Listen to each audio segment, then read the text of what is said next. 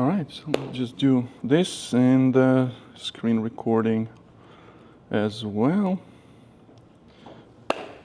That's how we synchronize the sound and video. All right, so welcome. Welcome to this, I would say, this is probably a historical event. We, in my team and developer relations team, we just started doing this series of these workshops about the Confluent Cloud. And it was happened to be the first place where we're actually doing this. And I'm extremely excited to share some of the Confluent Cloud knowledge. Anyone is already using Confluent Cloud today?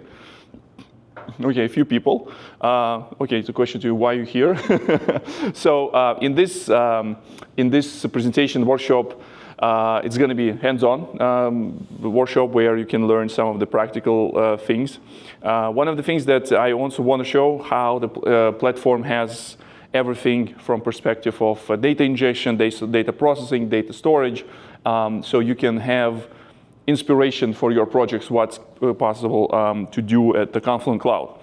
We're going to touch three the major bits that are, I would say, cornerstones of the modern data architectures. I think it would be not exaggeration to say that. It's Apache Kafka, event streaming platform, revolutionized the way how the people start thinking about the data. Apache Flink, it is another very popular and very important open source project, also came from Apache Software Foundation, where it's a general purpose system for processing streaming data or also batch data. Quite powerful, very scalable, very cool. And the third thing is that modern analytics landscape start changing by not integrating everything in one place, but rather than providing the ways how the different systems can integrate each other, and the open table formats start emerging. Iceberg happened to be one of the popular, came from Netflix. After that, it was open source. It also came to Apache Software Foundation. And now different providers agreed that it would be a great way to communicate some of the data through the Iceberg table. So we're going to see how Confluent Platform takes the data that stores in Apache Kafka and pushes this data to outside world in the form of Iceberg table. And in between, if we need to do any modification with the data and to do processing, we're going to use Apache Flink. My name is Victor Gamov. For those of you who don't know me, I work as a principal developer advocate at Confluent. I love developer.confluent.io. That's the website where you have resources for building your next Kafka application, your Flink application, or whatever. And I love to share my knowledge and passion around the stream processing tools and some of the things that we do at Confluent. So this is going to be our workshop. If you don't have a Confluent Cloud account, you will get one today. You'll get one for free. You'll get $400 in credit. And also, you don't need to enter your credit card. So that's going to be fantastic. So this is going to be a big prerequisite for this. So one of the things that you need to do, and we're going to do this together, is sign up to this link, short link cnfl.io/workshop-cloud. And if you're going to be following me, you can do so. So we're going to go into this cnfl.io/workshop-cloud. And this should bring us to this sign-up page. Say my full name is Victor. We'll use Confluent. And I'll say, let's try if this will work email. Start for free. Once you enter your email in this form, you should get a email that would look something like this. Welcome to Confluent, and verify your email address. And this will bring you to the page where you can set up your password. So I'll have a password here. Just going to go there, click continue. And this should bring me to Confluent Cloud main page. Has anyone already tried to do this? do you need a moment to catch to this particular moment? Yeah. And do not forget, when you creating the password, don't forget this password, because we're going to be using this to log in. We're going to use this at least once, so try to keep it for just a moment. Can you tell the web link once again? Yes, of course. So it is. The steps again? Not all the steps, but if you could just let me know. Yeah, we're going to go with cnffl.io/workshop cloud. That helps. Let's make it better. Can we not use our Gmail account? I don't know. Like, if it not allow you to use Gmail account, you probably need to use your work account to sign up. That's a good thing to know. That's a good thing to know. Yeah, if I log in with my work account, it's going to our company's account. Okay. So can you create the environment where, because in the workshop you will be able to create an environment that you're going to be using. Okay. Yeah, I think I can. Is it problem? Did someone get charged if you will be running some resources there? I'm not sure. You can use your Gmail. So this is my. Yeah, you should be able to use your Gmail. Yeah, they go to organization settings, you can go to your own, or, oh, maybe they won't let you do that. Yeah, that's good point to have. And with the Gmail, it was kind of restricting me to create. Does anyone was able to hit this window when it started asking questions about invitation? Into the business. Are you in, Joe? Yeah, you're gonna skip this. You can answer whatever. I would say I'm experienced and I'm advanced, and you're waiting for my company. Do you have any ready to do? Yes, I have data ready. We're gonna have some data. And event-driven microservices. Do you have existing Kafka workload to migrate to Kafka? No, I don't. So when I click next, it will ask me to create cluster. We're gonna skip this part yet because I'll show you different ways, and we're gonna create the particular cluster with particular configuration. Let me. You're not able to get it? I got it. Oh, you got it. Okay, good. Is anybody not able to get it? Who didn't have a chance to get into this GitHub repository yet? So you need to either clone this and run in the code spaces for yourself, or you need to clone it to your local machine and have access to the program code. So I think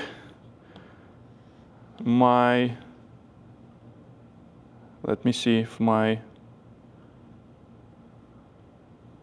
yeah, so I use this code spaces. What it will do if you don't want to install any dependencies, or if you're running the Windows laptop, that's must. You can run this code spaces. It's free. It's part of GitHub offering, so that you can run this one small thing. And this repository is configured to be used in the code spaces if you don't want to. Difference only, you just stay in the environment of Visual Studio Code, and after that you will be, typing certain things into here. So for example, it will say workshop validate, and it will check if you have everything what you need is installed in this environment. If you have this repository cloned to your computer, you also have same script. You also can run this validation script to check if you have everything installed in your system. So if you go to script, say set up validate prerequisites, and everything should be green. So this will check you have all requirement tools installed in your machine, and you're ready to go. If you have any questions at this point, this is the point where we need to check where you're ready to go, because after that we're not going to stop. It's going to be super fast. I'm just kidding. So that's the moment when you check your environment. Yes. Sorry, I'm at the page where it says create a cluster. Yeah, and I told you should say explore additional pricing and all these kind of things. There's a link on the bottom. And after that, you should get somewhere here. like something like the wind. Okay, so for now, don't do anything. I will walk you through. So once you sign up, you get access. We will continue with the workshop. So how many of you run this validate? Yeah. Everything green? Something. So where do we have to check that for validation? Yes, there is for you. It's a workshop-validate inside Visual Studio Code, inside the code spaces. What? Like a script inside of it? Yeah. So like if you run this inside the code spaces, you need to run something like this. That would look something like this. Workshop validate. How did you reach to this part? I'm trying to understand from your. Are you running this from your local computer? This is my. Yeah. My computer. So once you clone the repository, No, sorry. I wanted to use code space actually. yeah, when you're in the code space, it will take you some time to build the machine. Let me check. What do you have? Just at the code space. Yeah. No. Go back to repository. Where's your? Go back. That repository. Yeah. Your repository. Yes, sir. Here it is. Yes. Scroll up. You have code, Yes. and after that, code spaces. And after that, create code space from main. Okay. Okay, so that's your URL that you had shared earlier. This one? Yeah. Sorry. Yeah, because it's. Yeah. Yes. This one, right? Yeah. That was a couple of years ago. I had a contract. Mm-hmm. If you want to run this, you need to log in or create account for with GitHub. Yeah.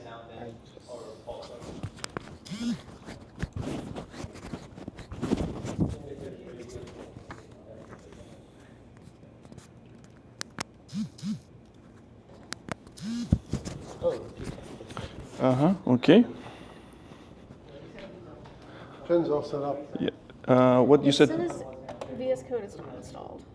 Do you have a code command line tool? It's fine. If you have this installed, yeah, it should be fine. So we're not gonna call it from command line. It will check if there is a code command line tool available in the path of your system. If not, it probably will tell you that something is not working. So everything is already set up actually. Oh, nice. I'm good. We're good? We're good, yep. All right. So two things. We got the account in Confluent Cloud, and second thing is that we have everything set up with the with our tools. I'm going to be running this locally, but it doesn't matter because it would be just better looking for you. So you will see everything on the screen. So now everything in this workshop is in a folder called guides. So all the guides, everything, every steps. If you would get lost for some reasons or you want to do this at home, all the guides will be here. So we're going to start with the guide number 1. If you wanted to, if you run this in, say, let me see if my code spaces are up and running. Yes, it's up and running.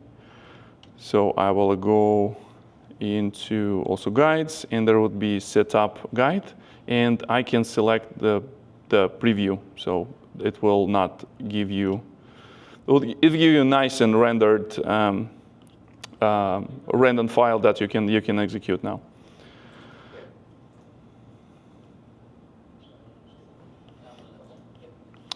So Confluent Cloud provides Confluent CLI. Confluent CLI, that's a tool that we'll be using today a lot with the with this workshop. So first thing that we need to do, that's why I'm saying that you need to remember that password, is you need to log into your account in Confluent Cloud. Confluent login save will ask you to enter your email. So in this particular case, that's that email that you use to create Confluent Cloud. And second thing is that your password. And you should see something like this. Logged in as Victor MSP at gamov.io, organization blah, blah, blah. free credits, and you should see something like this, like $400 is in the free credits. So Confluent Cloud, it's managed service for Kafka, for Schema Registry, for Connect, for Flink. So in this case, we charge people for running their workloads. This credit will allow you, to run many workloads like for a month. And in the end, in order to avoid any charges, I will show you how you can destroy it, destroy certain resources, and how you can do this yourself as well. Now, Quick question. Yes. Do you have access to that 400 for a while, or indefinitely, or does it expire? It is trial period, so it will expire after first month, but we also, as a part of this workshop, we also give you code that also will continue running until you will finish those resources. So next step, we're gonna see a list of organizations inside your cloud. That's organization, I guess, was created when you put the company name on the sign up page. So I put my as CNFL, and this is organization ID. So I recommend, because we might be using this in the future, I recommend save it into environment variable through certain commands. So I will be showing those commands as well. So in this case, let me see, there would be file that would say inside a folder scripts Kafka, you should have file called env.example. Since gonna be all the tools will be running in a console, you don't want to enter API key all the time, so we're gonna save it in environment variable, or if you have a persistent access, you can store it inside .env file. It's a standard Unix approach for handling this. Please do not commit this file into version control, because your API keys and secrets will be leaked, and all world will be using your Kafka cluster. So that's why in my repository, you can find this. Yes, .env file would be ignored. So do not, I would probably should do even like this. So all env files needs to be ignored. Now, I'm gonna save this organization is my environment variable. I don't remember if I need to use it, but it might be needed like once or second time. Now, in order to make this clean and make this a little bit tidy, we create special environment for this workshop. Once you created this environment, you can go to your Confluent Cloud page, and you can see now on the page with environments, over here, you can see you have a default environment, and we're going to be using this CC workshop environment. So you can, after this, you can kill it freely, and all the resources also will be destroyed. So everything would be run in this environment. The next step, we're going to get this environment. We're going to save environment variable as well. And information about this environment will be taken from this ID.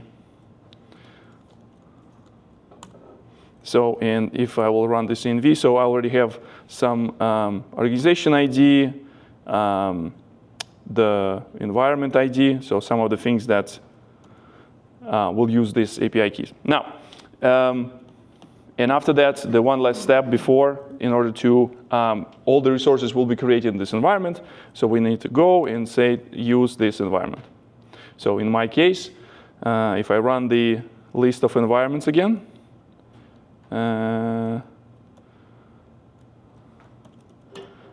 this environment would be selected, you see, as a default, and it will be selected as a current, which is a good opportunity to talk about current, which is another cool, exciting conference that's happening in the end of October in New Orleans. If you're interested to go to New Orleans and you're interested in ticket, talk to Tom or talk to me. We can get you some sleek discount for this ticket. Now, so we have environment. Now we need to start creating our Kafka cluster. So in this case, there's a command that will create a basic cluster in this environment because we chose to create this. And at this point, you should get the message like this. Like when you run creating Kafka cluster, you should get the message like this, and it's totally fine. Totally fine, because only today, only for you, you can use this promo code that will give you additional time, and you don't need to enter any credit cards if you use this Confluent Dev 1. That's going to be code. Once again, it's a Confluent Dev 1. And once you're ready, you can go to this, I guess it's called hamburger menu. And you go into billing and payment, and you go into enter payment. They will provide you with different ways how you can pay. You can create accounts and connect your account to your organization account in AWS, so billing what's going to happen there. Same thing with Azure and Google Cloud Marketplace. Good old credit card. But today we're going to be using this redeem promo code. We go into this redeem promo code, and we enter Confluent Dev 1. Anyone was able to get in? So in the when you click save?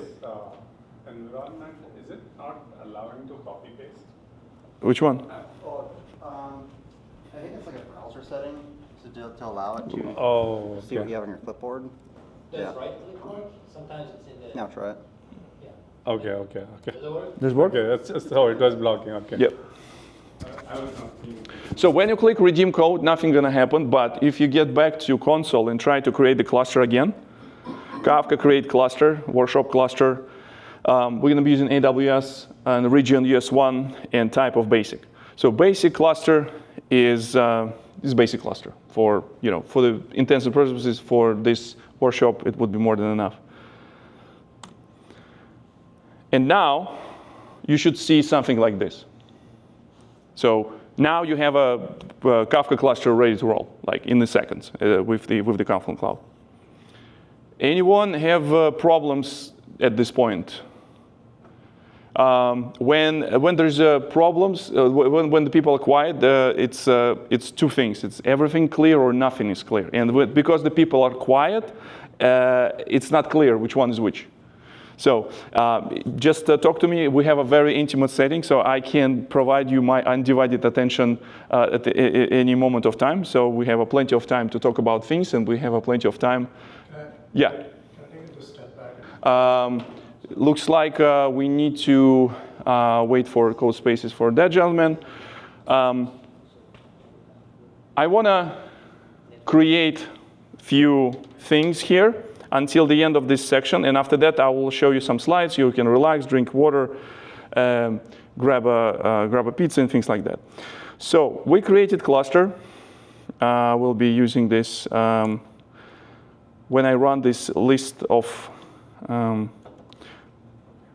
when I run this in a terminal where I need to have a bigger script. All this nice ASCII art is mangled, so that's why Confluent CLI provides output through different structures. In this particular case, it also uses the JSON output for this command. We created basic cluster.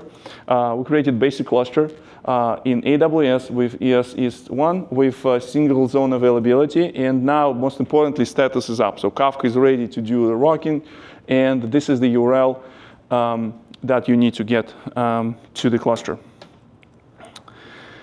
Next thing is that we need to create this Kafka cluster ID. So that's what I prefer to do this as I type, because otherwise I will forget. And when I need this, I don't want to re-enter this information. Now, I will tell to Confluent CLI to use this cluster by default, meaning that every time when I need to get the information about the topics, information about the messages in the topic, so it always will get to right cluster instead of me selecting multiple clusters.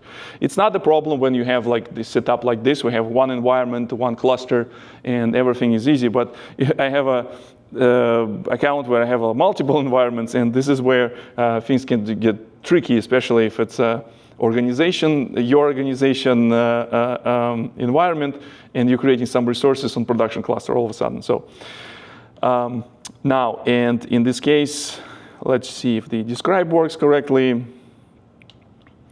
We're getting a little bit more information. We can get information like basic information, and this is full information about this basic cluster. Even for basic cluster, for cheapest cluster that we have, we give you 5 terabytes of data with 250 megabytes ingress and egress, or 700 megabits per second. I think it's pretty cool. And also here, we also deploy a REST proxy in front of this Kafka, so not only Kafka clients can access to this cluster, but also any REST clients also will be able to access. We're not going to do anything of this. We're going to be not going to be running any producer consumer. We're going to be using only serverless bits. So we're going to be using everything in Confluent Cloud. So that's why only thing that you need to install is Confluent CLI. Again, maybe not necessarily. You can do everything ClickOps style, going into UI and clicking around. But we engineers, right? We're not animals. And also, ClickOps is not very easy to automate, right? You need to, here you have all the scripts, and whenever you need access to this information, you'll be able to run the scripts. Confluent Cloud provides also REST API and also Terraform. If you, in your organization, have requirements to use this kind of infrastructure as a code tools, we do have a Terraform that allows to provision all required resources, including not only Kafka resources, but also things around RBAC, security, private network, all the things available in Confluent Cloud. Now, next thing is that in order to communicate to this cluster, we need to create API key. And this API key, this API key we're going to create for our cluster, and we provide a description that this is a workshop API key. This is also very important. You don't want to share information with your cluster and API keys somewhere on the internet, obviously. But for the sake of this presentation, we need to save it somewhere. Again, the best place for now is to save it to environment variables, because I want to use it afterwards. And in this particular case, we're going to use this as a key. I will save it in my environment variable. And I'm going to do export Kafka secret.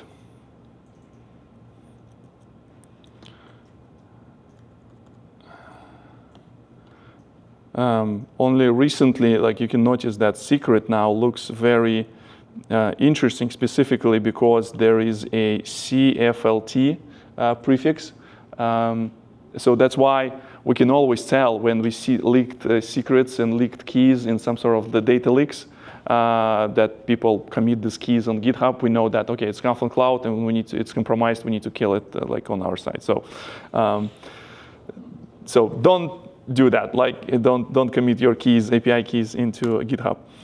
Now, forget about Kafka. People committing their like OpenAI keys, Anthropic keys, and the bills are much higher than than you have bills from Confluent.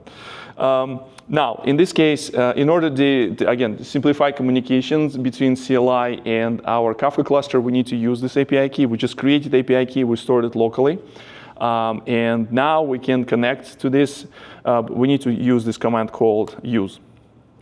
So every time when we need to do something operationally with this cluster, we will be able to use this, this key. A few more steps. We need to do schema registry. We're going to be using schema registry today as well to store our schema for our data.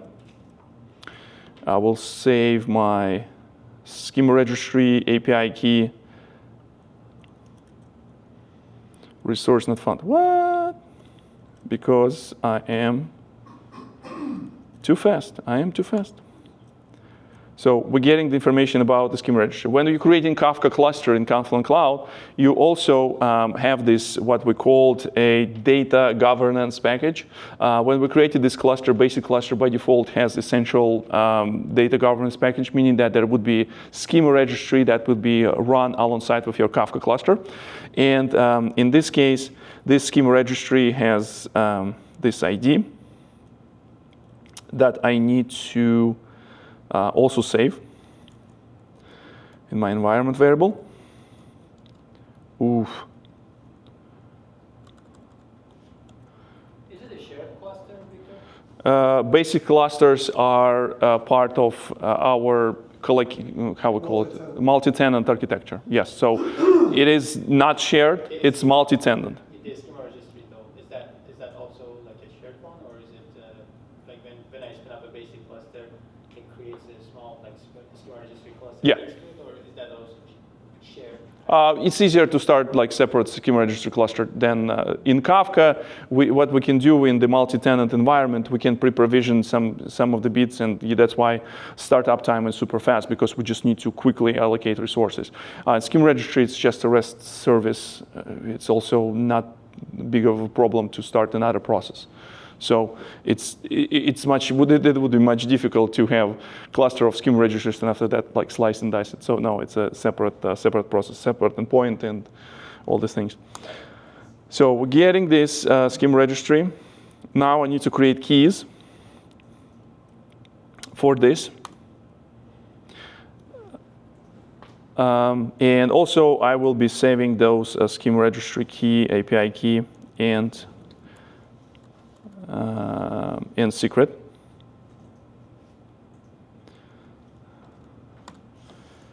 I'm going with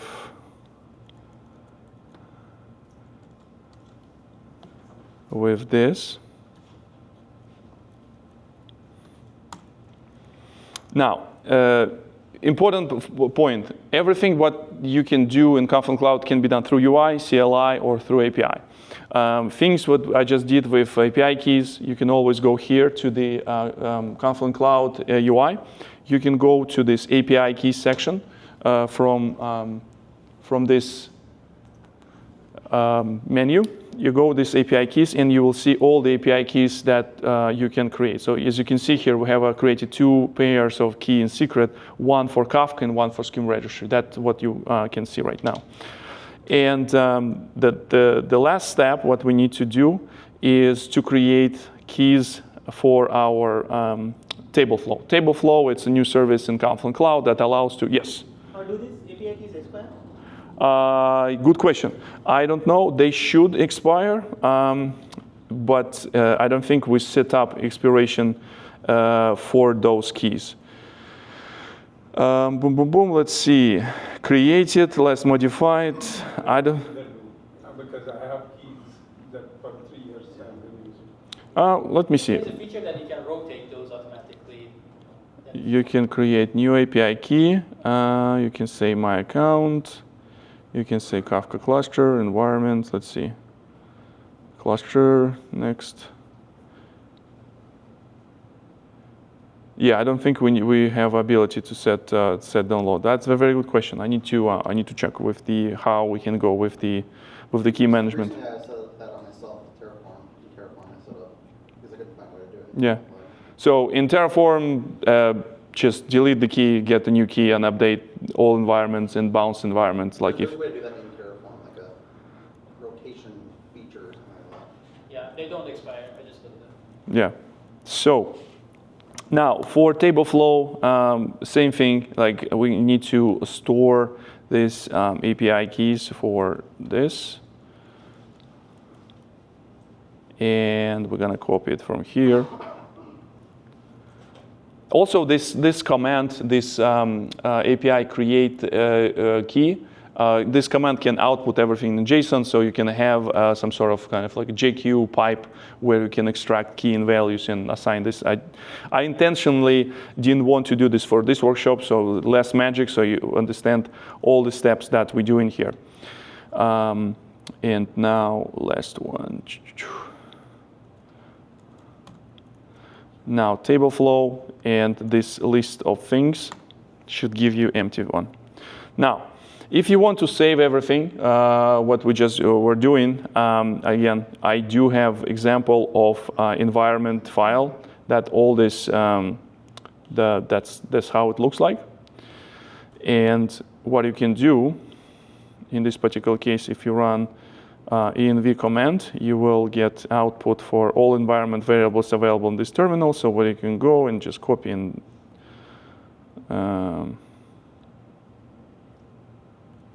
copying this file. So now, in case if a terminal will be closed, so I don't need to recreate those, I would just do source env, source Kafka env, and in this case, all this environment variable will be read back from the file. Again, if you will forget how to do this, there is every step I'm explaining is in guide directory, 01 guide, where we're doing setup. Now, Confluent Cloud Kafka topic list gives us list of Kafka topics. Nothing is found. This is expected because we didn't create anything. Inside this environment, we do have a CC workshop dev. We have one cluster. This is a workshop cluster. We have a schema registry that we just created and we connected, and now they work together. And you can.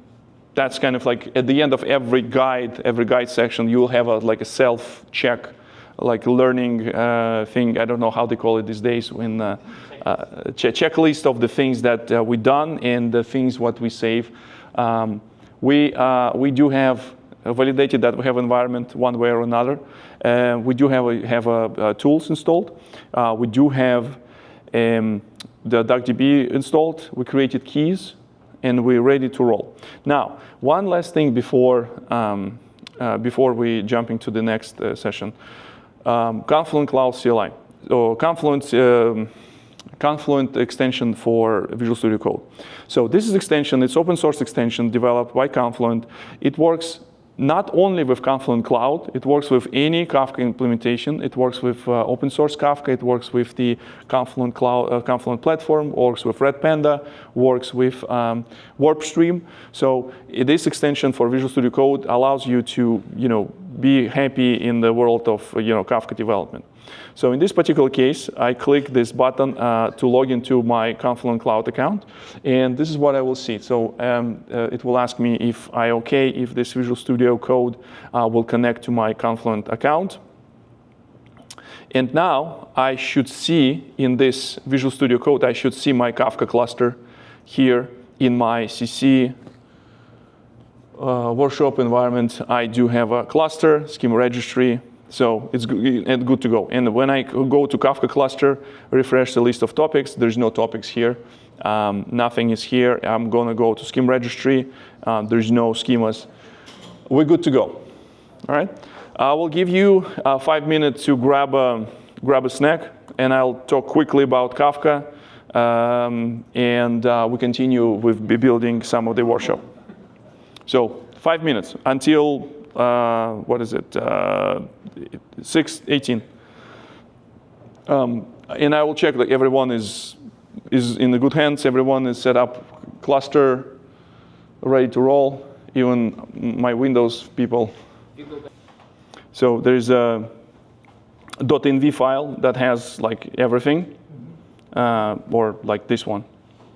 So in this case, I just need to source this file into shell, so all these keys will be there. So I don't need to do this export one more time. No, that makes sense. Yep. All right. So just quick level set for just a refresher about what the Kafka is. So Kafka, it is distributed event streaming platform. A very long time. It took me to convince people that it's not only a messaging system or it's not something else. It's what we call development is a distributed event streaming platform. So all these events will be captured because the thinking in events, it's more natural to human than thinking about entities and relations and all these kind of things. Because something happened, you can understand that this is immutable, so you cannot change it. And if there would be need to issue some change, you're going to be issuing another event. You have a conversation with your significant other. You said something that you're not supposed to say, and now you cannot change that. You need to send another event to amend the previously said. Now, these events allows us to create a different ways how people think about systems. So that's why data Data modeling will require some additional steps because people need to stop thinking in forms of like entities and relations and tables, but start thinking in form of events and what kind of data we can derive from those events. Inside the topic, every message, every event will be stored in a fashion that is ordered by time, how the message was produced. Each individual record will have this offset. This is how this thing would be identified in Kafka partition. And this stuff is unit of storage. Partition is a unit of storage for Kafka data, and the data would be append only and immutable.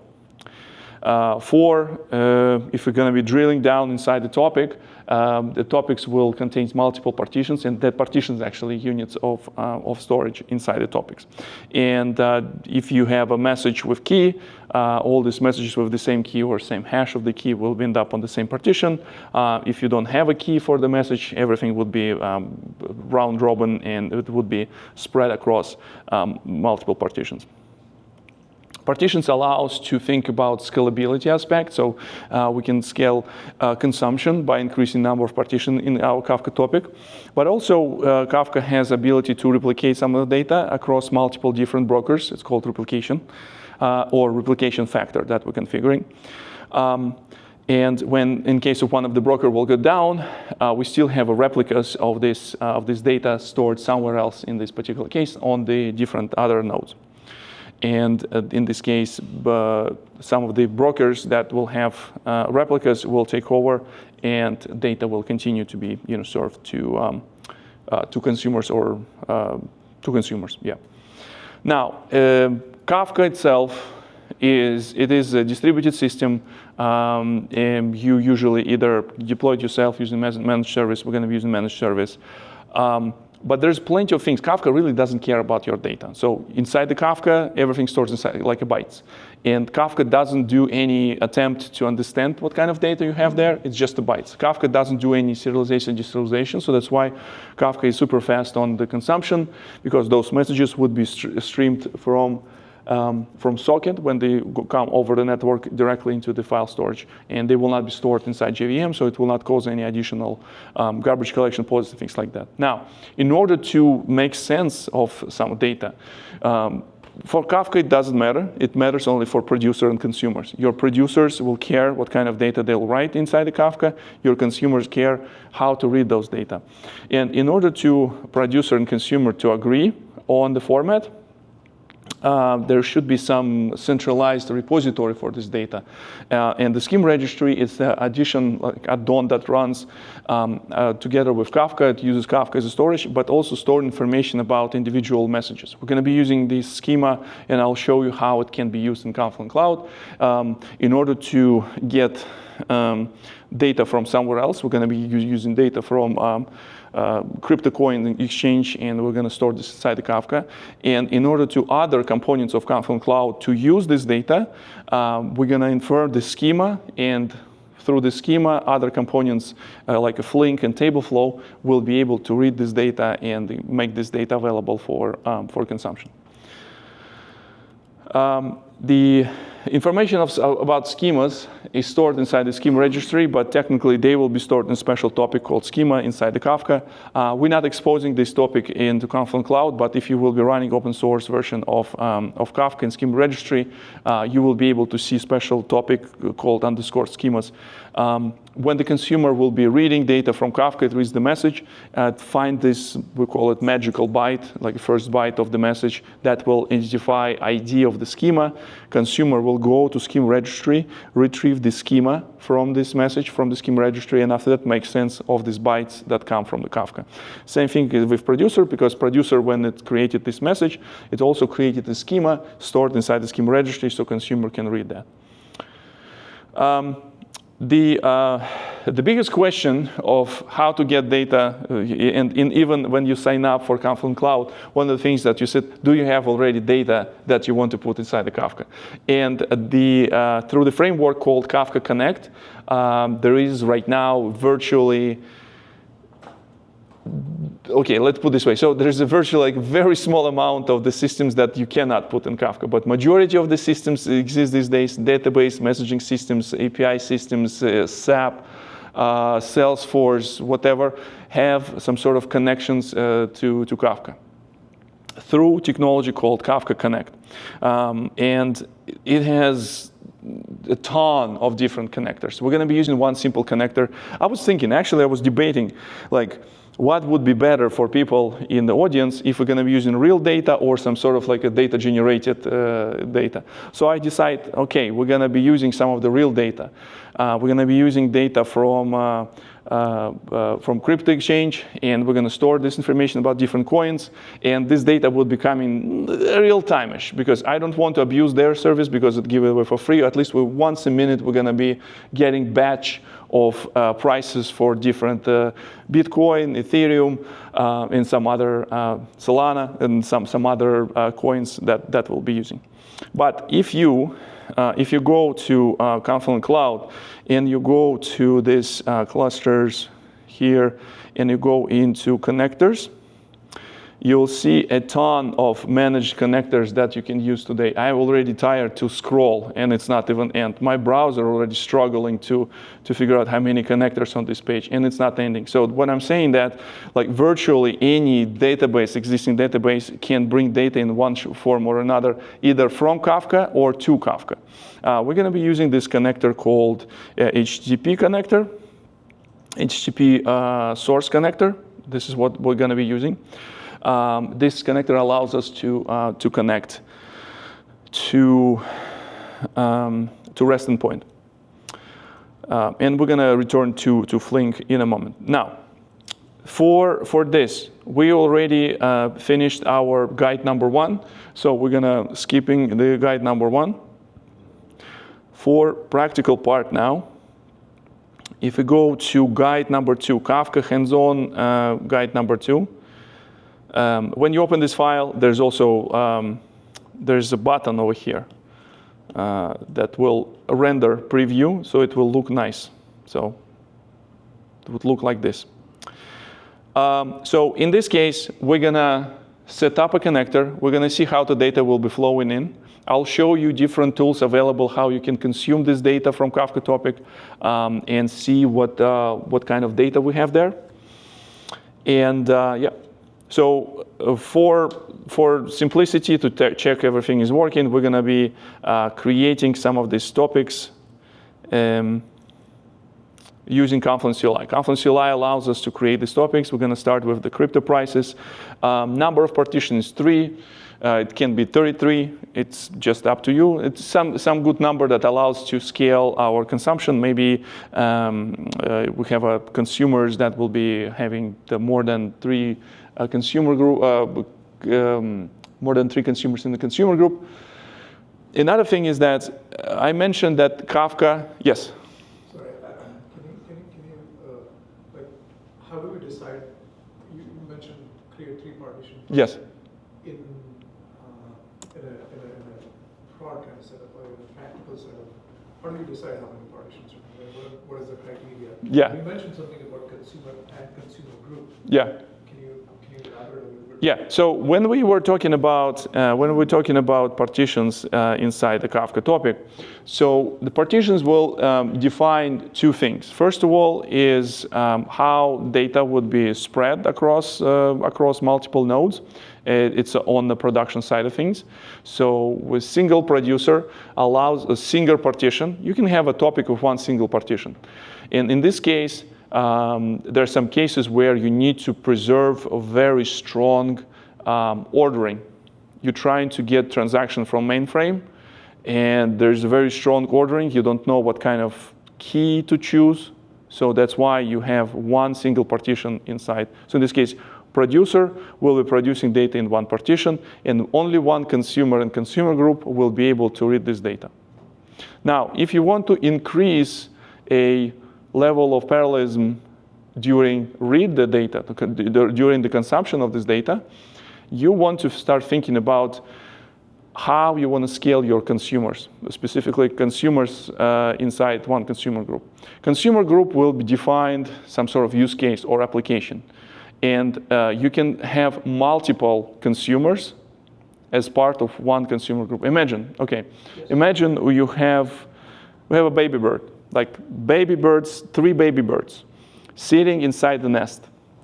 And there's a mommy bird. Mommy bird brought some worms, very tasty worms. So in order to consume those, mommy bird need to distribute them evenly across baby birds. So mommy bird has 3 worms, and there's 2 baby birds in the nest. So nest will represent the consumer group, and baby birds will represent consumers. We have 3 partitions, 3 worms, and we have 2 birds. So one of the birds will have 2 worms, and one of the birds will have 1 worm. When new baby will hatch out of the egg, we're going to have 3 consumers in consumer group, 3 baby birds in the nest. And the mommy bird will stop feeding. Mommy bird, in this case, it will be Kafka. Specifically, it's a consumer group coordinator that will be running inside the Kafka.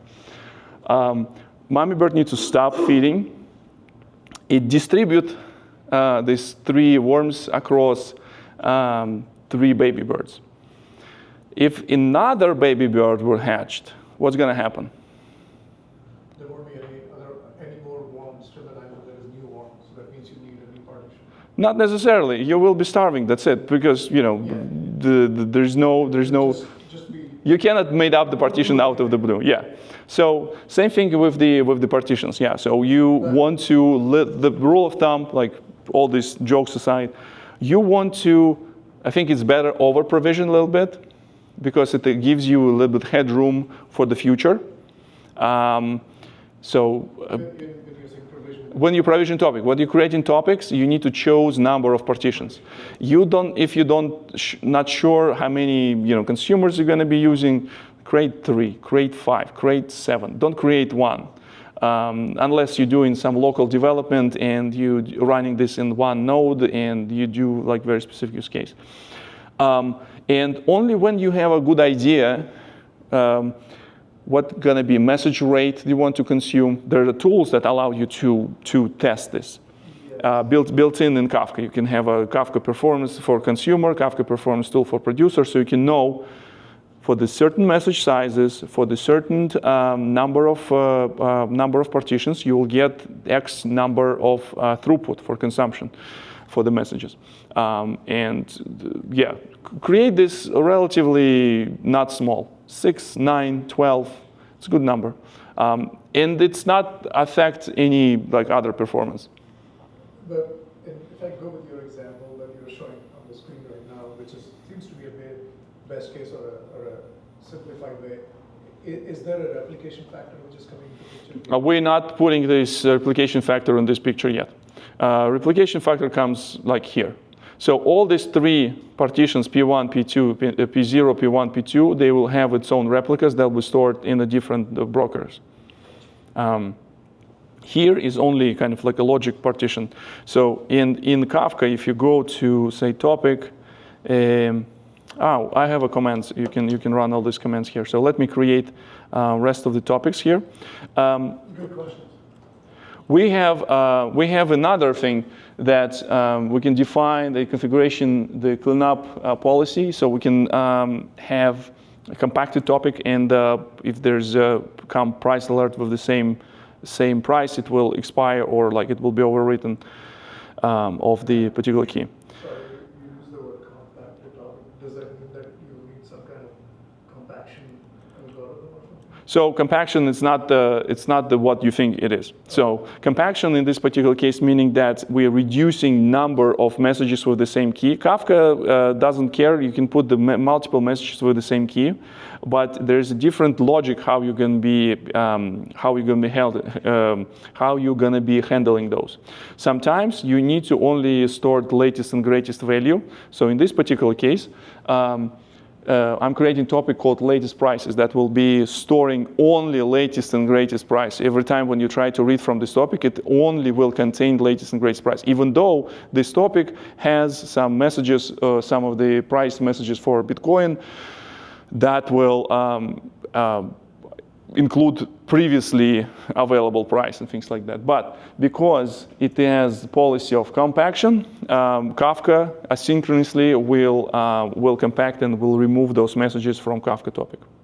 So I created these code topics. You can get information about the, say, describe topic will give me information about in this particular case, the replication factor, meaning that at least 3 brokers will have a copies of this data, and also partition count is 3. I also can change some of the configurations afterwards when the topic created. For example, with this case, I can change a retention policy for this crypto prices topic and change it to a pretty big number. I have no idea what is it. And the next thing is that's also important. Again, I really wanted opt-out from code generators and some sort of like a custom code that will generate some garbage. I went to search and I found a very cool service that provides free API. And if we're gonna go to this Kafka folder and you can find this deploy connector script, this thing called CoinGecko. It is the API provider that gives you some nice numbers. So we're going to get these numbers as well to our Kafka topic. Probably we're not going to do any very cool diagrams today, but at least we'll get these numbers and we'll try to get some analytics of those. Not going to give you advices about cryptocurrency. I'm not a certified the financial advisor, CPA, or something like that. Is only used for demonstration purposes, and that's it. So that was disclaimer. We're a publicly traded company. I have to do this. No comments. So now, this connector, if we have everything set up correctly, we have a Kafka API keys available in command line. We have a Kafka API secret scheme registry available. So what I can go here and just do scripts, Kafka, and run this deploy connector. So what it will do underneath, if I'll show you deploy connector, it will create this configuration file that will specify URL where we're going to be releasing, what kind of coins will be using, and what kind of information we need to include. We want to include 24 hours data, we want to include change for 24 hours, some of the interesting bits. Next thing is that I wanted, because I found this more successful in this particular case, in this particular format, to keep this data in Avro format. Remember scheme registry? So in this case, connector as one of the clients also will be able to read and write data from schema registry and understand in what format. So it will get the response from this API and turn it into something that we will be able to consume. And if you have Confluent extension for Visual Studio Code installed. Now, if I go to my cluster, refresh number of topics, that's my crypto prices, and there's a button looks like envelope. I click see the message, and it will take me maybe a minute or two, how the data will start getting. Oh, see, I'm talking too much, so that's why data already started arriving. So we start getting some data about Binance Coin, Bitcoin, Cardano, Ethereum, Solana, and stuff like this. So we start getting some data on these coins. And interesting thing that if I would refresh my schemas now, I now also have a schema for this crypto prices value. We can have a schema for key and for value because they bytes for Kafka. So that's why we need to make sense out of it using schemas. So in this particular case, the schema would look like this. We're getting this data, multiple fields. Binance Coin and USD value, market cap, 24-hour change, last updated, and things like that. So we have this schema. And this is important. For example, Visual Studio Code extension uses schema in order to get a nice representation of the data. We make sense out of this data in this the message viewer inside Confluent Cloud. So as you can see here, data is in correct format. And when I go to topics, by the way, in Confluent Cloud, let me refresh it. I think that needs to pick up. So in Confluent Cloud, you will be able to see also to the point of production and consumption data, you will be able to see how fast data would be created and produced inside the Confluent Cloud. We have all this, the monitoring information here, so you would know how fast data will be read. So you can use this information to, whenever you're trying to figure out how fast data needs to be consumed or data needs to be produced. When we go the consumption side of things, what we can see who is reading this. Right now, it's only one consumer. It's the Visual Studio Code that reads this data from this topic.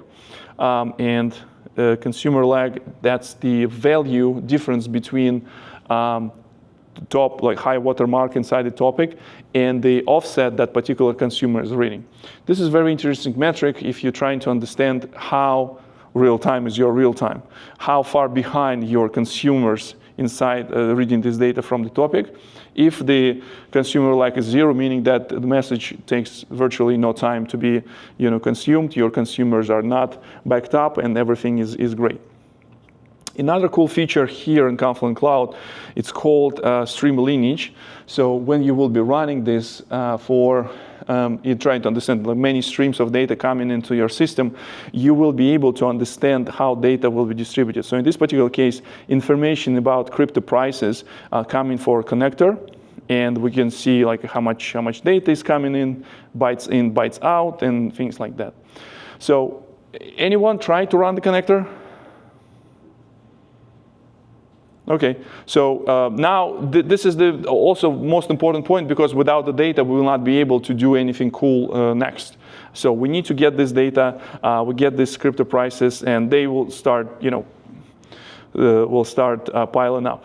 It will take a moment until we'll have some interesting information. Again, because it's a free API, I really didn't want to hammer them every second. Just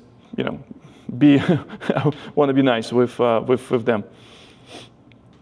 Now, so we created the connector. Every time when you're not sure why data is not flowing, there's also a validate connector script that will dump configuration. It says connector is running. That's our connector ID that we're using. All interesting configuration bits and all the things that we need to know. So all things are in configuration. Connector allows, you can scale connectors differently. Yes. Sorry. Yeah, no, it's okay. Don't need to say sorry. Question related to connector. Yeah. A bit non. Yes. Do you guys have licensing for connectors too? Because it seems like this is low code, so something that you're providing. So if someone is using it, how's the consumption? Does it be charged based upon? If you're running this as a part of Confluent Cloud, you will get charged for connectors separately. So you will get charged. Yeah. So inside, it's a very good question. Inside here, when I go to my cluster, I will see connectors here, and for each connector, I can get information about how much it costs. We should have it somewhere on the screen, somewhere here. So there's fully managed connectors and there's self-managed. So you can choose to self-manage your connectors. And if it is self-managed, then it won't have any cost. Correct. Unless it's licensed, because some of the connectors that you want to use, for example, Oracle. Oracle CDC Extreme or Oracle, the log miner, like Golden Gate type of connectors.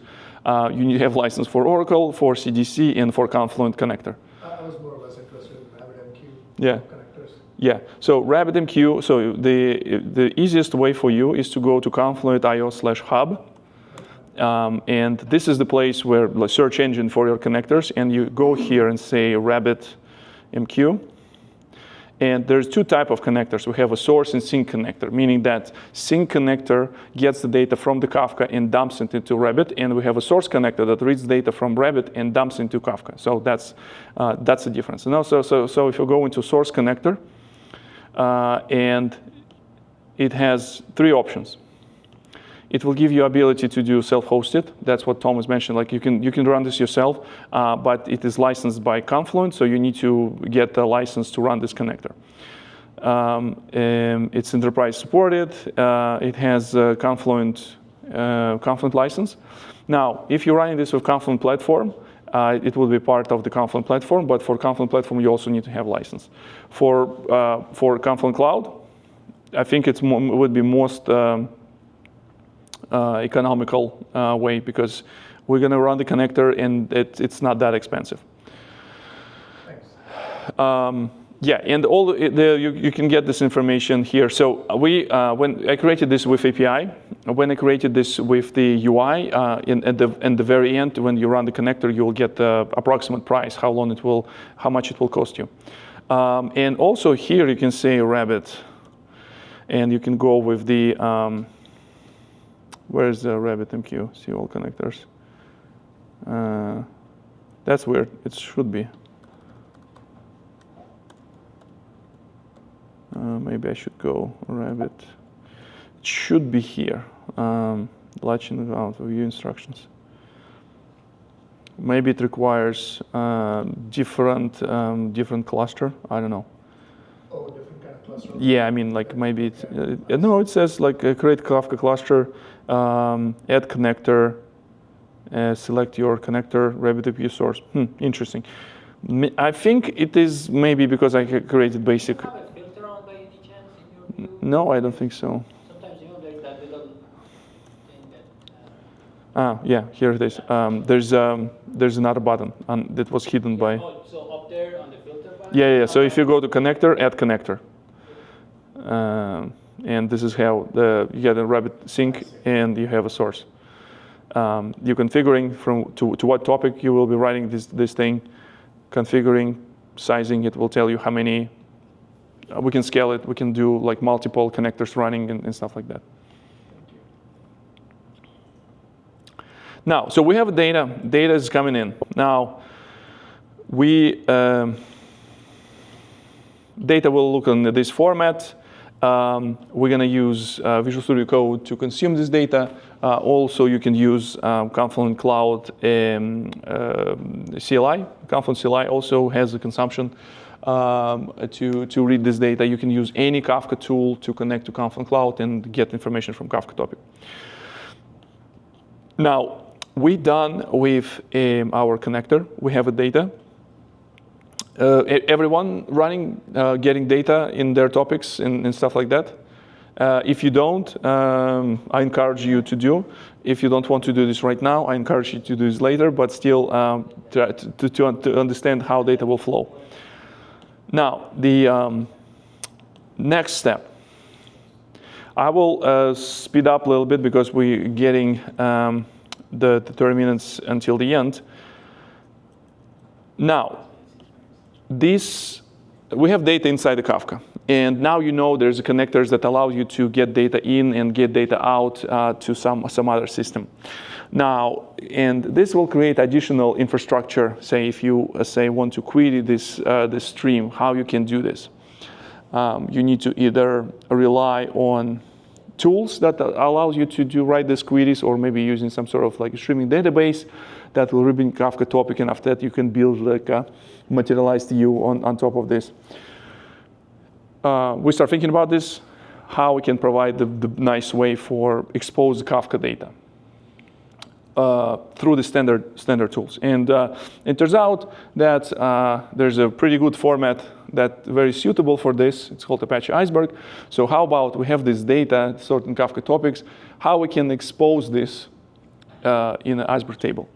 So we, last year, we introduced this new service called Tableflow that does exactly that. Have a data in Kafka topic, you go there, you flip the switch, your data start available in as an Iceberg table. Now, in UI, if you go to topic, say cryptocurrencies, you can find this button,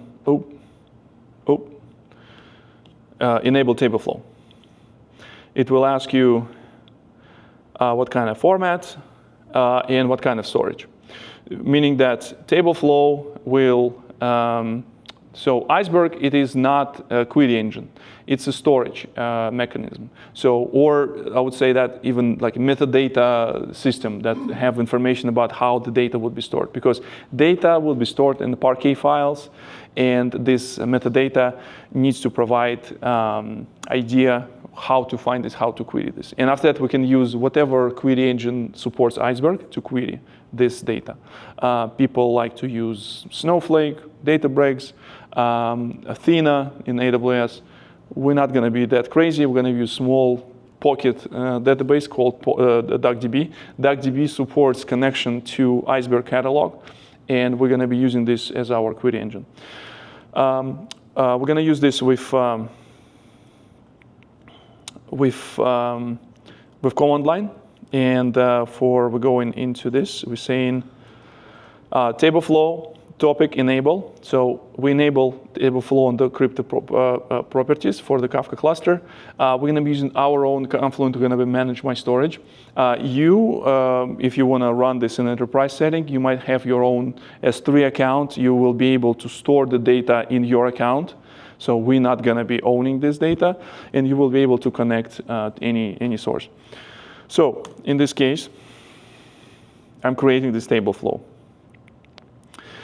And this is where it takes a little bit more time to this data to be materialized in a Tableflow. Now, as you can see here, on top, I have this Tableflow sync pending, and it shows me this nice Iceberg icon that is going to be available in Iceberg format. And if I go with Tableflow here, after things will start working, I will start seeing some of the bytes coming in. Yes, Tom? I'd just like to take a poll. How many people in your organizations are doing Iceberg today, moving towards that? Nobody's doing it? Is this the first time you guys heard about Iceberg? Have you been? Well, we have heard about it. You've heard about it? Okay. What do you use for analytics? Snowflake. Snowflake. So a lot of people, historically, before we had Tableflow, we use a Snowflake connector, right? That's So with the Snowflake connector, you take the data from Kafka and ship it to Snowflake. With Tableflow, data stays in Confluent Cloud, but Snowflake will be able to connect and query this data. So you still will be able to run your reports that you're running in Snowflake, whatever analytical dashboards you're building there, without moving data back and forth. But then my customer has a Snowflake connector, and then they got a Databricks connector, and then they got a Mongo connector. So everybody, they've connected. Yeah.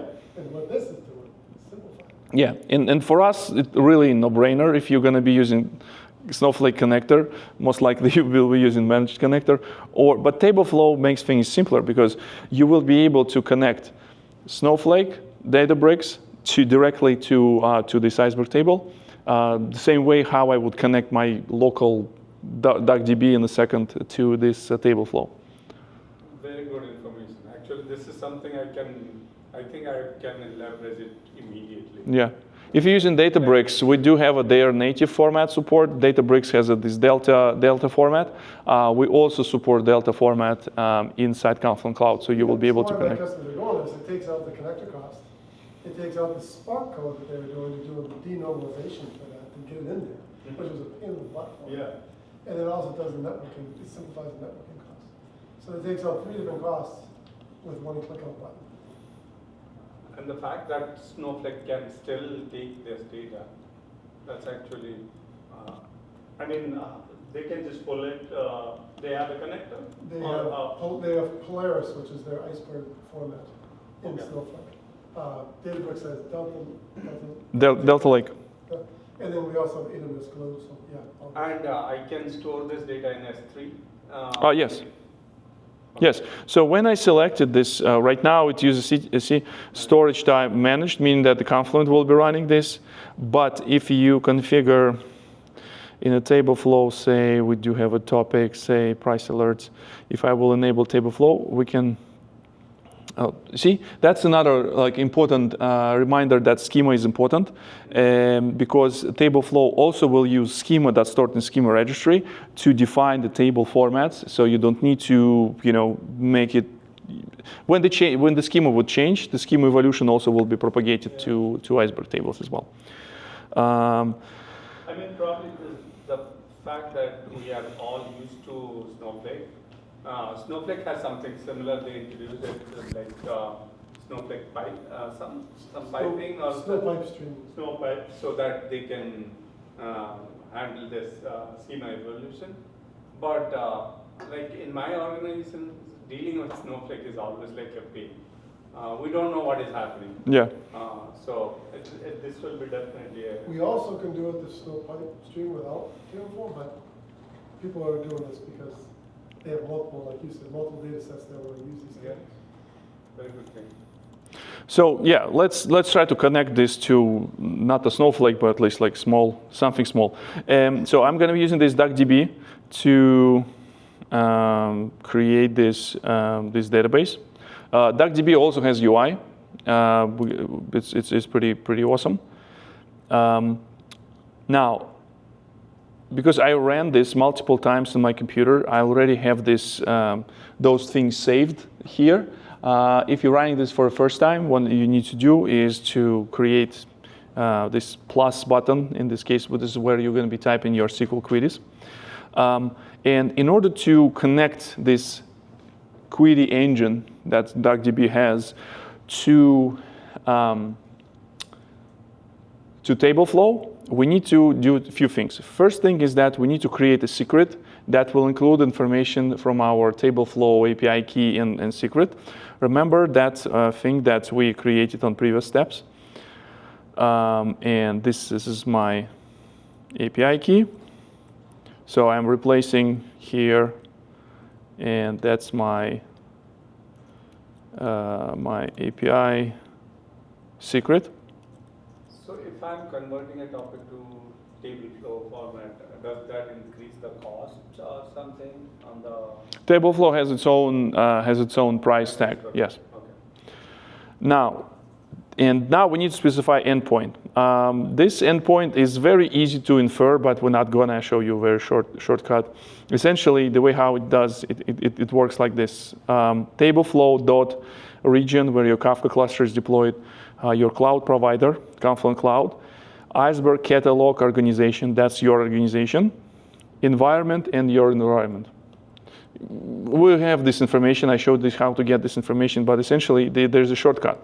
If you go to Confluent Cloud and for this create the prices, where is it? Sorry, Tableflow and this API access, it has this REST catalog endpoint, and when I click here, it should show me this URL. That's URL that I'm going to be using, and there's a click button that I can copy this Iceberg catalog URL. So where is it? DuckDB. So I'm getting this URL. I'm removing this. And if you don't have those things, they are also here in instructions. You will get instructions how to create secret, your API key, your Tableflow secret, your environment organization. And second thing is that I need to use this secret in order to connect. And we're gonna attach. So first of all, I create the secret. Secret was created. Now when I click attach, I see this Iceberg catalog over here. So inside this catalog, I do have a schema that the way how it works in Confluent Cloud, we have the Kafka cluster that will be representing our kind of like a database, and the tables will be represented in a form of the topics. So Kafka cluster, it's your database. Kafka topic is Iceberg table. Now, if I run this show databases, my Iceberg catalog is here. So now I need to replace this with my Kafka cluster, which is stored somewhere in environment variable. Where are you running this DuckDB? Locally. Yeah. So there's a command. If you go into instructions in here, very easy to find with quack. So I do a live stream at Confluent Developer YouTube channel every month. So if you're interested in this type of jazz, welcome to join me next Wednesday. And one of the things that I was talking recently, like previous episode, I was talking about all subject of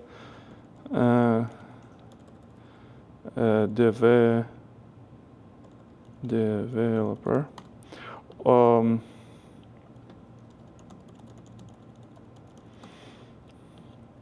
All the subject of query stream from Kafka topic. I'm looking to different tools how to do this. I talk about Kafka Connect, I talk about Kafka Streams, and I also talk about integration Kafka with DuckDB. So DuckDB actually can't query my topic without anything. DuckDB is pretty cool. Now, so when I run this, I need to get access to this. So in this case, I'm gonna go and take my Kafka cluster ID and replace it in my queries. So I hope I spoke long enough. So data, yeah. So I have this table, crypto prices, and now DuckDB talks Apache Iceberg with Tableflow. It successfully get the structure of this table. Some of the information was added by, because it was Kafka topic, and the information was also available in Iceberg table. So let's see if we have any data there. So I'm selecting Bitcoin and Ethereum prices and getting this last updated timestamp. Hopefully, yeah, no luck, because right now probably the Tableflow is still like reading the data. Again, running the low capacity, inexpensive cluster, resources are not super allocated here. So that's why it might take it some time until this data will be available. But if we configure the catalog inside DuckDB, and we can have at least like describe the schema, meaning that we have a connection with Tableflow and in our DuckDB. Again, important thing, create a secret and connect to endpoint, and now we will have it as a separate, in the separate catalog. Let's see if we have everything, what we need. Oh, nope, so we're gonna go here. Okay, so that's all the things that we need. Tableflow API key, Tableflow key secret, org, and env. Now, I will skip this. I will take it to run and populate, but I provided you with a few queries that you can run. You can run this like, tomorrow. Tomorrow, your connector will generate enough data. Tableflow will be in full speed. So you will be able to get some interesting data. So now, without doing anything, yes, Tom? When you do it doesn't happen instantaneously, right? When you process that. When all infrastructure will be in place, latency would be maybe minutes. So it's not like seconds or milliseconds. I think that we're working on improving the speed of materialization, but now I think it is ballpark SLA is in the minutes, which is it's still an analytical use case, kind of like. If you need something faster, I need to turn off recording. I used to work in the company called Startree, and we were building this real-time analytical database called Apache Pinot. And Apache Pinot has one of the capacities, also was developed in LinkedIn with the very close to team who was developing Kafka there. And the Pinot is driving some of the LinkedIn use cases on user-facing analytics, like who viewed my profile, for example. So they're getting the data from Kafka topic, and they need to generate this, inherently analytical queries to give you slice and dice who viewed your profile, from what demographics, from what region, from what geographics, and all these kind of things. And the way how they able to get the data, the freshness in milliseconds. So data arrived in Kafka, it will be available in materialized view. But it's a different use case. We're solving data lake use case. We're not solving a real-time analytic use case with Tableflow. Tableflow, it's the gap between operation and analytics. So you don't need to run your ETLs, for example, to move plays from Kafka to Snowflake. Let me see if it's still not yet. Give it a few minutes. We will get there. And again, we can run this queries after. Because it is SQL, we can run interesting aggregation, time series aggregation, like every hour aggregation. We can run cryptocurrency performance because we can extract this data. But now think about this. In the format how we can get this data, it also makes the processing and querying of this data a little bit cumbersome. What would be nice if we somehow, all these messages that we have in our crypto prices, that looks something like this. I think this would be faster. That looks something like this. What if I want to have each individual coin as an individual message? So I need to process this data somehow in Java, in Scala, in Kotlin, we call it flat map. We can get a list, and after that we produce another stream that will be containing all individual messages. In SQL, they call this explosion. So we can explode this into another data.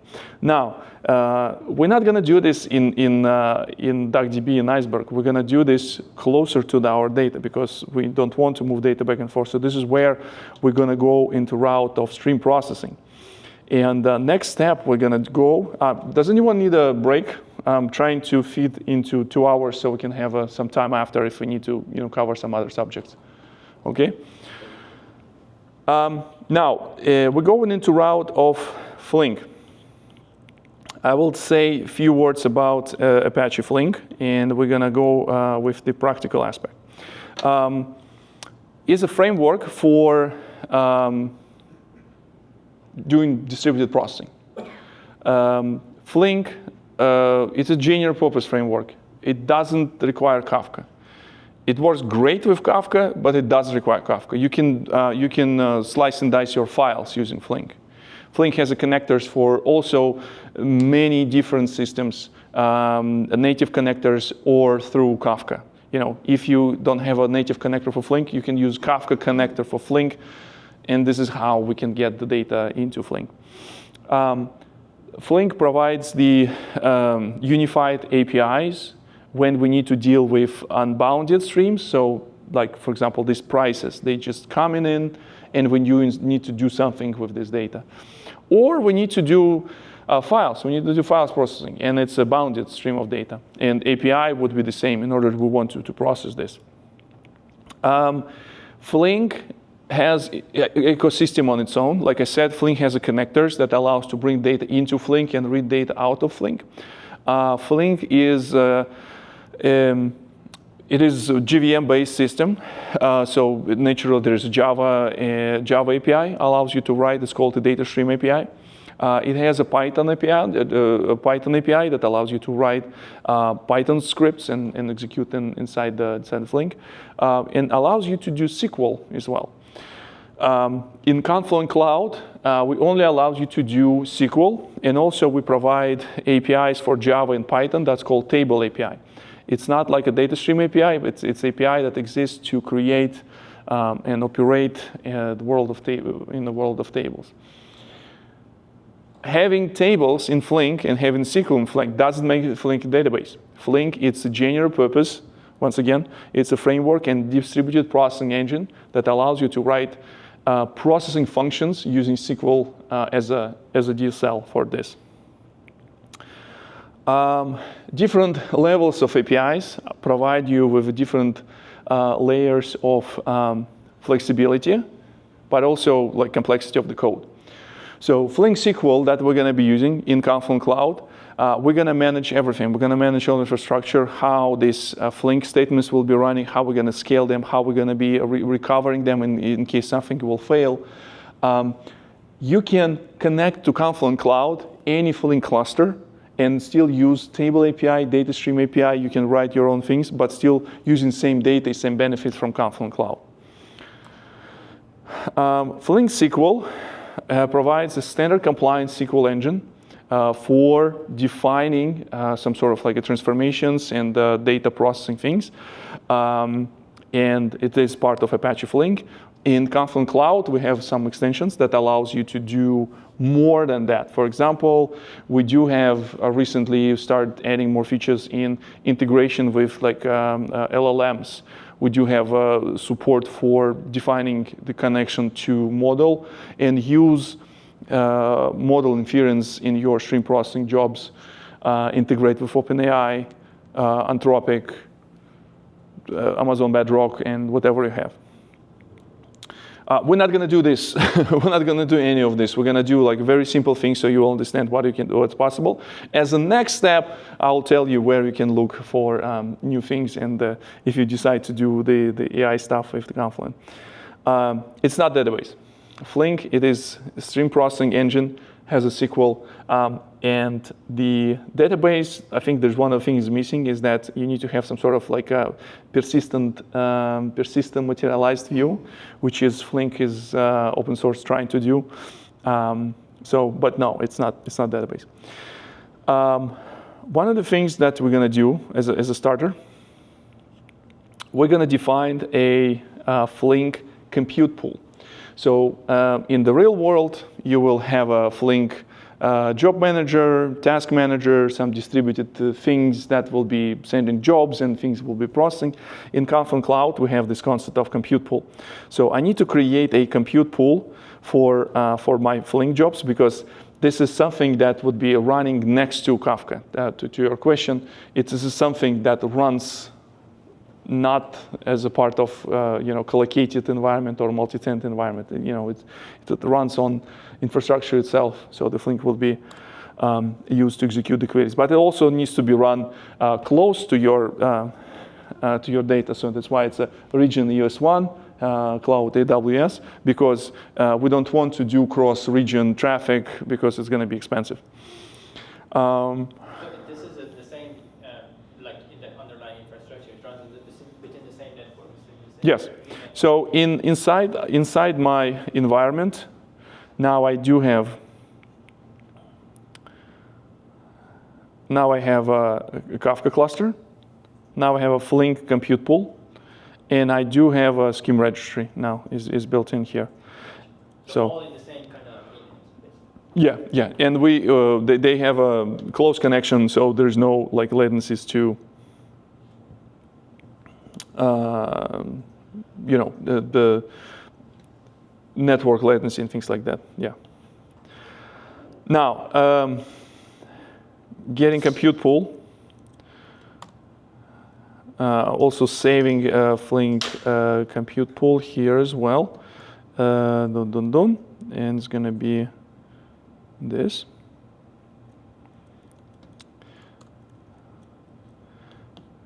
And we're going to be using this compute pool by default.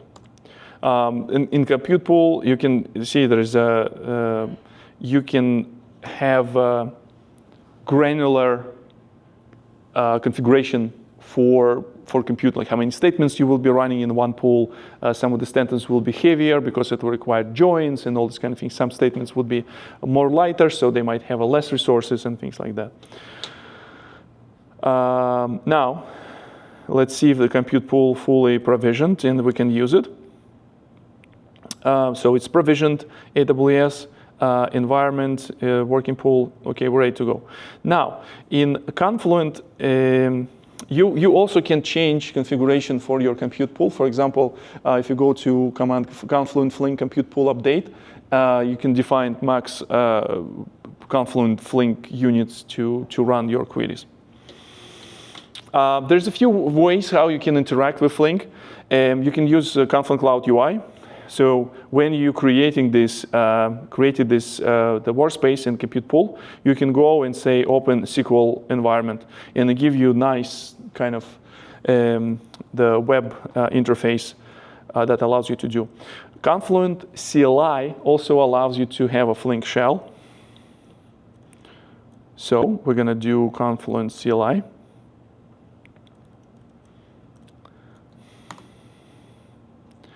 And now we can do, we connected to this compute pool.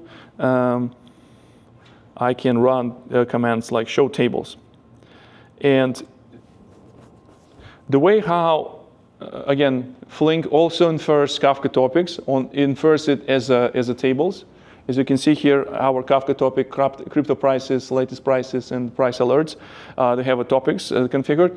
And when I run this show tables, I don't need to create those tables. I don't need to create the schema for these tables. Flink will be able to infer the schema from where? From schema registry. Thank you very much. So schema registry also centerpiece of this data infrastructure. So your developer experience would be much more pleasant. If you will be evolving these schemas will be also reflected in your Flink statements. If I describe my crypto prices, because my topic with crypto prices has a schema, Flink able to read this schema and infer Flink related, the raw object. It's still not nice because it's usable. We saw how we can use it with the Tableflow. We also you can query this. But what we're going to do, we want to have a flat structure. We want to have coin ID, prices, and the changes of these prices over 24 hours in all these parameters. So what we're going to do here, we're going to create a table. So what it will do, it will create a Kafka topic. It will infer from this SQL, it will infer schema of this topic, and it stored the schema in schema registry. Also, we're going to be using some of the Flink when it deals with data that streaming data. You still need to unbounded data. You still need to find the ways how you can execute some sort of results on particular periods of time. So that's why we're using watermarks, and we're defining the event time from the last updated field. And we're going to be using event time when we need to do any type of like a tumbling and any type of windowing. So now, if I run show tables, now I have a crypto prices exploded. I can say describe. As you can see, the CLI is also nice. Allows me to do the things without the complete. Now it's more interesting, right? So now we have a more flat structure. Now what we can do is now we have a source topic, we have a topic destination. Now we need to put something in between. So in this case, we're gonna do this interesting SQL query. I learned about union on from my friend Robin Moffat. He's a former DBA. He knows all sorts of tricks. So essentially, we're gonna extract for one particular row. We're gonna extract Bitcoin separately, Ethereum separately, Binance Coin separately, Cardano and Solana separately, and only take when the prices are present. I can execute this query inside this console, and I also can execute this query in the UI, and also I can execute this query in Visual Studio Code. We do have, if I refresh it, Now I also have Kafka cluster, scheme registry, and Flink compute pool also configured here. And now I see all the statements that I was just showing you, how I can run. All the statements are recorded in Confluent Cloud inside this compute pool. Now, those statements that I see here, that's I was running, describe prices exploded. That's my previous statement. Now, if I run this, it will be constantly running. So now it will say, we're going to provision this statement, and then it's in pending when it's going to be in running. After that, it will say, we're not going to listen response because there's nothing to listen from this response because it is insert from select. It takes a few more seconds. So I want to show you how powerful a streaming lineage function. Now, what you will see here, we know that data comes from connector, comes into the crypto prices topic. It runs into Flink's. Oh, you don't see it. It's a little bit zoom in.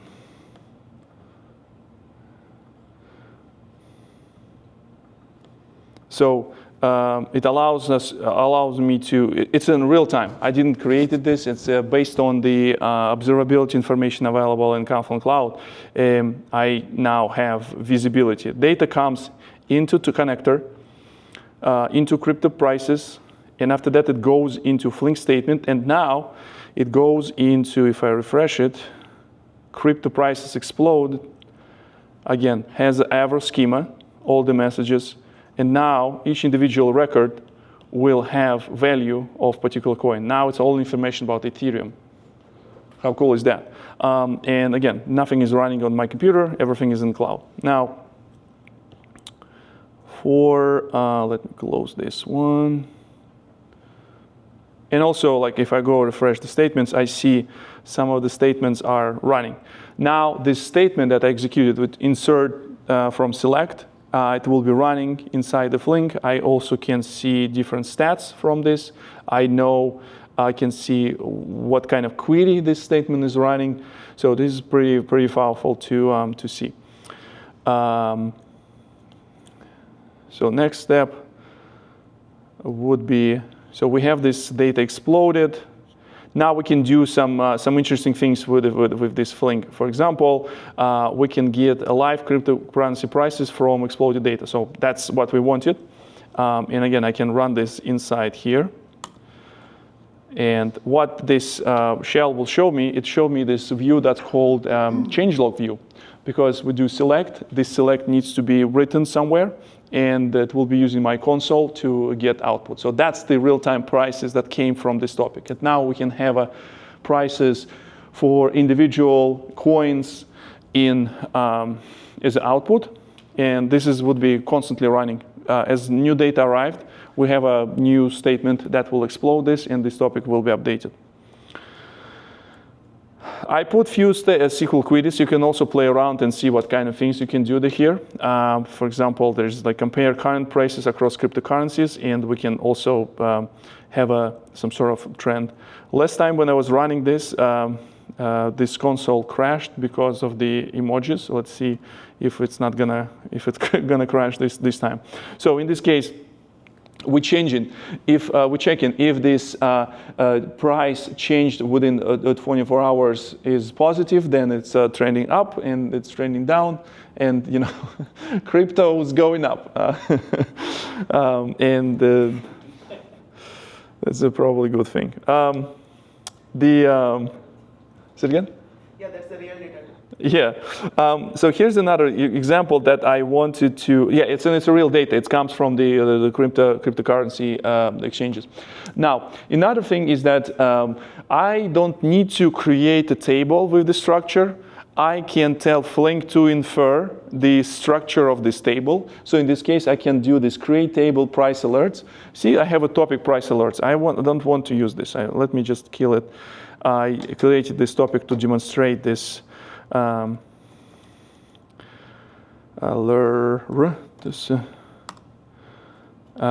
wanted to demonstrate how to create these topics, but now I don't need this. I can create this new topic that would be also constantly populated from this query. Now, if the change is more than $5 within 24 hours, we're going to put the indicator. That's kind of like a alerting use case. And the result also will be in Kafka topic. You can have a consumer for this Kafka topic to read all these alerts and making, I don't know, sending emails to your customers and things like that. You can, things is going to happen in real time. If I go into my lineage, now my lineage looks even cooler because we're still using one topic with crypto prices, and now we do have it's actually reading data. It's not. I wanted to see something else. Oh, this one. I wanted to see this one. So in this case, some of the statements that were reading this data, and I think I need to refresh it because there should be another topic now. Maybe it requires a little bit more time to accumulate, but this topic now. So in the lineage, usually if there is no data flowing through pieces, you don't populate in the lineage. Yeah. So price alert should get some data. We'll see. Well, maybe there's no data that fits into this pattern because we don't have enough data accumulated yet. But it's there, so it will be constantly getting data in. You can do this. You can play around with these different queries to run it yourself and see. Here, for example, here I'm showing you how we can use the time windows and get aggregation within particular window. In this case, we're interested to calculate 5-minute moving average of these prices for a particular coin. Or say we can create another table. Let's put this in. That will be creating a trends for different coins. So if it's going up, going down, or it's just one against another. And the cool thing is that this data also can be exposed through Tableflow. Now this data is there. So let me see if the Tableflow is actually getting some data here. Okay. For some reasons, if I'm not using this long enough, the authentication drops. So I need to do things like drop secret. After that, I need to detach, and after that, I need to attach catalog again, making sure tables are here. Iceberg catalog, okay, describe is working. Okay, good. Now let's see. Here we go. So the Tableflow actually works. So now the crypto prices available here. Now I can go and enable these things for rest of the topic. So I'm just gonna go and do this on the UI. Say crypto prices exploded. I also want to make it available at Tableflow format, Iceberg format, and use Confluent storage. Gonna go with crypto trends. Some messages are here. 25 messages were written into this topic.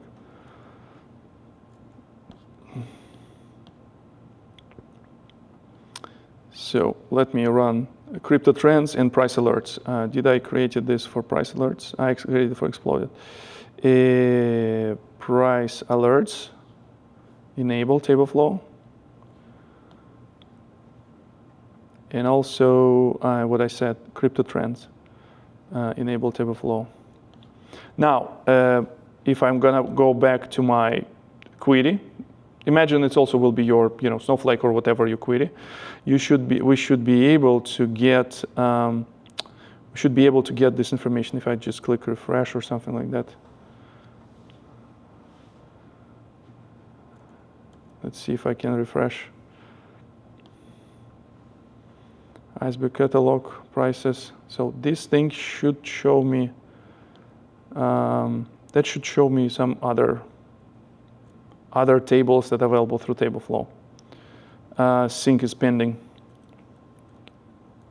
Let's see. Okay, detach. We're done with here. Let's see what's the status of our, say, price alerts.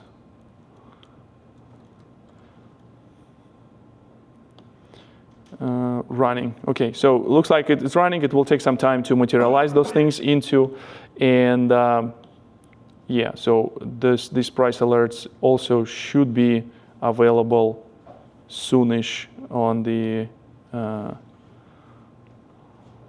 detach. Let's do attach one more time.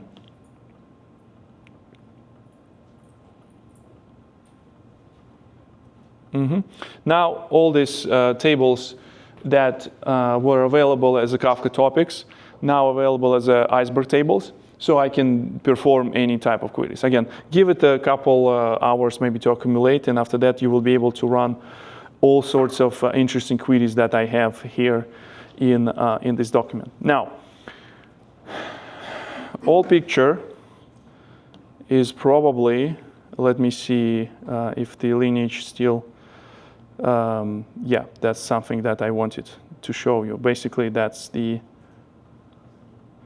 we have a crypto prices exploded. One of the Flink statements saved this as a trend.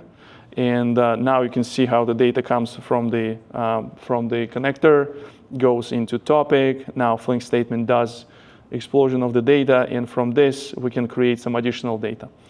All this information now available for consumption if you have some application that you can connect this application to Iceberg table and query this data immediately. So essentially, that's what we're started. We're starting to bring the streams of data into Kafka. We immediately make these streams of data available for external system to consumption through Tableflow and Apache Iceberg.